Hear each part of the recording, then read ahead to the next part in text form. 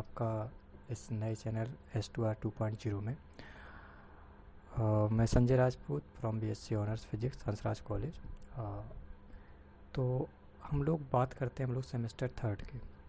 आप लोगों ने अभी जस्ट सेमेस्टर टू के अभी एग्ज़ाम कंप्लीट किए हैं और जो आपका मिड सेमेस्टर ब्रेक है, तो क्यों ना हम इस मिड सेमेस्टर ब्रेक में थोड़ा सा सेमेस्टर थर्ड के बारे में थोड़ा सा जान लें और थोड़ा सा उसके बारे में कुछ प्रिपेयर कर लें, तो शायद हमारे लिए आगे यूज़फुल होगा। तो ये इसी पर्पज़ को लेकर ये वीडियो बनाया गया है। तो हम लोग डिस्क्राइब थोड़ा सा करते हैं इस वीडियो में कि क्या क्या चीज़ें हम लोगों को इस सेमेस्टर कवर करनी है। और हमारे पास अगर मैं यहाँ पर टाइम ड्यूरेशन की बात करूँ, तो ये सेमेस्टर आपका चालू हो गया है 20 अगस्त मान के चलो, 20 अगस्त या 26 अगस्त, और जो आपका सेमेस्टर एंड होगा वो होगा आपका दिसंबर में, राइट। दिसंबर के लास्ट वीक में आपका एग्ज़ाम ओवर हो जाएगा। तो टोटली मान के चलो आपके पास टोटल मैक्सिमम अगर मैं कहूँ आपसे, तो टोटल आपका 4th मंथ का सेमेस्टर है ये, राइट। तो इस सेमेस्टर में हम लोगों को 4 महीने में कौन कौन सी चीज़ें कवर करनी है, ये सारी चीज़ें हम लोग इस वीडियो में जानेंगे। तो उम्मीद है आप लोगों से कि आप लोग इस वीडियो को कंप्लीट वॉच करेंगे। तो सबसे पहला क्वेश्चन जो होता है स्टूडेंट का कि इस नए सेमेस्टर में नई चीज़ें क्या है। तो क्वेश्चन यही है कि भाई जो आपका जो ये सेमेस्टर स्टार्ट होगा तो उसमें टोटल पेपर्स कितने होंगे। तो उन्हीं को लेकर यहाँ पर एक उसका जो सॉल्यूशन है वो है आपका टोटल आपके जो पेपर होने वाले हैं वो 5। अब इन 5 में कौन कौन सी चीज़ें हैं, आपके जो कोर सब्जेक्ट हैं वो होंगे इस बार 3। एक आपका एडिशनल सेक पेपर होगा और एक आपका जी पेपर होगा।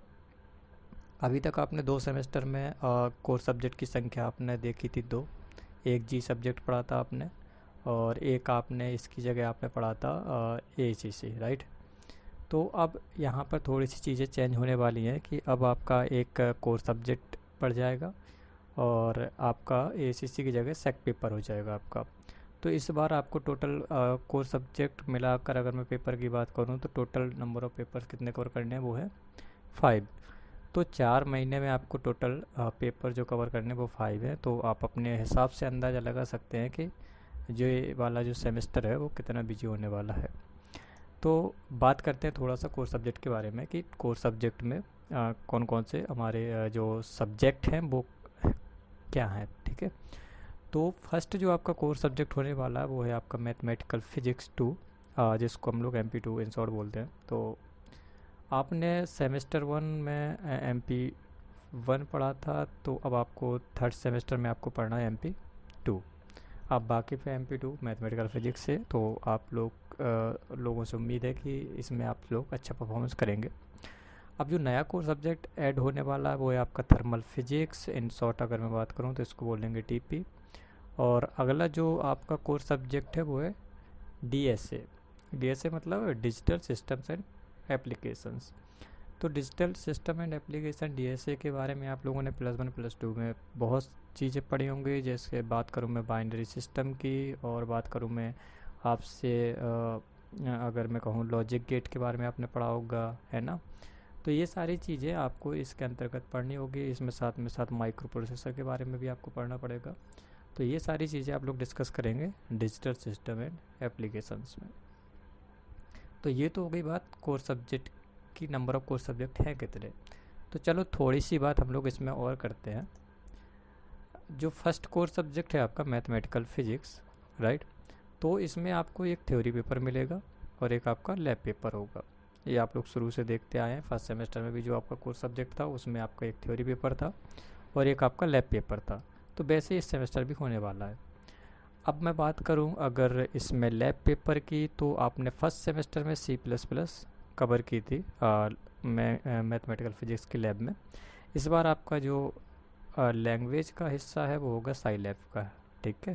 तो इसमें आपको न्यू लैंग्वेज सीखने को मिलेगी, वो है आपकी साइलैब। इसमें सारे कोड आपको साइलैब में परफॉर्म करने पड़ेंगे। तो ये आपके लिए नई चीज़ होने वाली है। जो लोग लैंग्वेज से पहले से कनेक्टेड है तो उनके लिए बहुत आसान होगी। जो लोग नहीं हैं तो उनके लिए थोड़ा सा C++ से आसानी से ये चीज़ें होंगी। तो बेफिक्र रहिए। C++ अगर आपको टफ़ लगती है तो साइलैब आप थोड़ा सा अच्छी तरीके से सीख सकते हैं। उम्मीद करते हैं आप लोग सीखने की कोशिश करेंगे। आपका जो सेकंड आपका थर्मल फिजिक्स है, कोर सब्जेक्ट है, वो थर्मल फिजिक्स। इसमें भी आपका एक थ्योरी पेपर है और इसमें आपका प्रैक्टिकल पेपर है। तो ये सारी चीज़ें आपकी ऑफलाइन होने वाली हैं। तो आपका लैब का पोर्शन भी आपका ऑफलाइन है, जो कि आप लोग लैब में परफॉर्म करेंगे सारी चीज़ें। थ्योरी पेपर आप लोग कवर करेंगे। तो थर्मल फिजिक्स में आप लोग ये 2 चीज़ें कवर करेंगे। इस बार अगर मैं बात करूँ, थर्ड आपका जो कोर सब्जेक्ट है वो है आपका डिजिटल सिस्टम एंड एप्लीकेशन, जिसको इन शॉर्ट मैंने आपको बताया कि डीएसए बोलते हैं। तो इसमें भी आपका एक थ्योरी पेपर है, इसमें भी आपका एक लैब या प्रैक्टिकल पेपर बोलूँ तो इसमें भी आपको total number of paper cover करने हैं 2। तो ये सारी चीज़ें हो गई आपके कोर सब्जेक्ट से रिलेटेड। अगर मैं बात करूँ, ये थोड़ा सा मैंने अगर मैं बात करूँ कि डी की साइड से उठाया है। तो अगर मैं इसके कोड की बात करूँ, यूपीएससी कोड आपका ये है। तो आप लोग यहाँ से अपना यूपीएससी कोड देख सकते हैं। ये उन्होंने डिवाइड कर दिया कि थर्ड सेमेस्टर में आपके कौन से कोर्स सब्जेक्ट होने वाले हैं। तो ये सारी चीज़ें मैंने आपको डिस्कस कर दी। अब मैं बात करता हूँ थोड़ा सा सेक के बारे में। सेक फुल फॉर्म बोले तो स्किल इन्हेंसमेंट कोर्स, राइट। तो इसमें से क्या है कि ये सारी चीज़ें अगर मैं बात करूँ इन कोर्सेज़ की, तो इन कोर्सेज़ में जो पेपर की संख्या होने वाली है वो है आपकी 2। थ्योरी पेपर भी होगा और आपका लैब पेपर भी होगा। अब जो सेक पेपर होता है ना, वो डिसाइड करता है कॉलेज, कि कॉलेज कौन सा प्रेफरेंस दे रहे हैं आप लोगों को। कॉलेज बताएगा कि आपको इस सेमेस्टर में कौन सा आपको पेपर एज ए सेक पढ़ना है।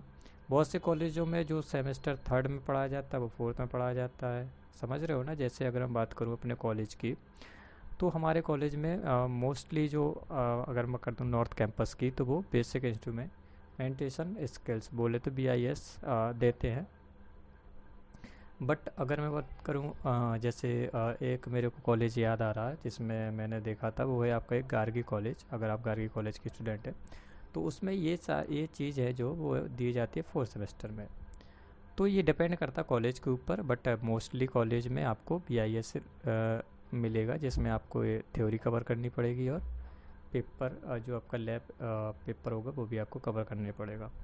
तो ये थोड़ी सी बात होती है स्किल एनहांसमेंट कोर्स की, मतलब सेक पेपर की बात होती है। ये सारे कोर्सेज हैं जो मैंने ड्यू की साइड से उठाए हैं। तो इनमें से आप लोगों को कोई एक पेपर मिलने वाला है एज ए सेक। और अगर मैं बात करूँ जी की, जो कि हमारा लास्ट टॉपिक है, तो जी आप लोग वाकई में जी से, तो बहुत लोगों की चॉइस जो होती है, मेजॉरिटी स्टूडेंट यहाँ पर मैथ सेलेक्ट करते हैं, राइट। और वो डिपेंड करता है आपकी चॉइस के ऊपर। जिसने 2 सेमेस्टर मैथ कर लिया, हो सकता है उसका मन ऊब गया हो, वो दोबारा चेंज कर सकता है, ऐसा कोई बड़ी बात नहीं है। और जैम के लिए 2 सेमेस्टर ही ज़रूरी होता है। वो लोग अपना क्राइटेरिया पार कर चुके हैं। तो अभी मैं इसमें से क्या होता है कि कईयों की चॉइस होती है केमिस्ट्री, और कईयों की ज्योग्राफी, और कईयों की होती है आपकी मैथ। तो ये आपके ऊपर डिपेंड करता है। बट इसमें से क्या है कि अगर मैं बात करूँ पेपर की, तो इसमें पेपर होने वाले हैं 2, थ्योरी और प्रैक्टिकल। मैं फिर से बता दूँ, ये डिपेंड करता है आपकी चॉइस के ऊपर। तो आप ऐसे सब्जेक्ट चॉइस करेंगे, अगर उसमें अगर थ्योरी पेपर है और प्रैक्टिकल पेपर है, तो वो पेपर के अकॉर्डिंग हो। जैसे मैं बात करूँ केमिस्ट्री की, तो केमिस्ट्री में आपको थ्योरी पेपर भी मिलेगा और प्रैक्टिकल पेपर मिलेगा। बट अगर मैं बात करूँ जियोग्राफी और हिस्ट्री की बात करूँ, तो इसमें आपको प्रैक्टिकल मिलने वाले नहीं हैं। तो अगर मैं बात करूं, इसमें जो मोस्टली ज़्यादातर स्टूडेंट जो चूज करते हैं वो करते हैं डिफरेंशियल इक्वेशन। डिफरेंशियल इक्वेशन में आपको थ्योरी पेपर भी मिलेगा और प्रैक्टिकल पेपर भी मिलेगा। अब डिफरेंशियल इक्वेशन क्यों लेते हैं लोग? क्योंकि हम लोगों ने MP1 में ज़्यादातर मोस्टली ये चीज़ें हम लोग पढ़ चुके हैं डिफरेंशियल इक्वेशन की, तो इसमें भी वो सारी चीज़ें कवर हो जाती हैं। तो इस वजह से अगर मैं बोलूँ तो ये थोड़ा सा ईजी पड़ जाता है। बट इसमें प्रैक्टिकल जो होने वाला है वो थोड़ा सा नया है, मैटलैब है, कोडिंग है। बट ये थोड़ा सा इजी होने वाला है प्रैक्टिकल भी। बस थोड़ा सा प्रोग्राम है आपका, ज़्यादा से ज़्यादा आपका 5 या 6 या 8 लाइन का प्रोग्राम बनता है। और टोटल आपके ऐसे 5-6 प्रोग्राम बनेंगे, तो ये प्रैक्टिकल का हिस्सा होता है। तो ये एक नई लैंग्वेज है मैटलैब। ये लोग अब जो लोग भी अपना डिफरेंशियल इक्वेशन एज ए जी रखेंगे, उनको मैटलैब में कोडिंग परफॉर्म करनी पड़ेगी, वही आपका प्रैक्टिकल होगा और थ्योरी पेपर भी होगी। तो ये सारी चीज़ें होती हैं आपकी। अगर मैं बात करूँ पूरे आपके जो थर्ड सेमेस्टर में होने वाला है, तो मैंने आपको बताया कि 3 आपके कोर सब्जेक्ट हैं, एक आपका सेक पेपर, एक आपका जी पेपर है। टोटल आपके 5 पेपर हैं और इन 5 पेपर को आपको 4 महीने में कवर करना है। अब वो आपके ऊपर डिपेंड करता है कि आप इसको कैसे कवर करते हैं। तो होप आप लोग इस जो आपको ये टाइम मिला है 10-15 दिनों का सेमेस्टर ब्रेक, आप लोग इसमें कुछ ना कुछ आप अपना हिस्सा कवर कर चुके होंगे। तो उम्मीद है आप लोगों से कि आपको ये वीडियो पसंद आया होगा, और अगर आपको लगा कि थोड़ा सा यूज़फुल है ये आपके लिए और आपके दोस्त के लिए, तो आप उस अपने दोस्त को ये शेयर कर सकते हैं। और अगर आपको अच्छा लगे तो लाइक कीजिए, शेयर कीजिए, सब्सक्राइब कीजिए। और अगर आपने ये वीडियो कंप्लीट देखा है तो आपके लिए थैंक यू, और and all the best for your new semester. उम्मीद है आप लोग नए सेमेस्टर नई उम्मीद के साथ शुरुआत करेंगे और थोड़ी सी नई कहानी भी लिखेंगे। All the best, thank you guys, and again all the best.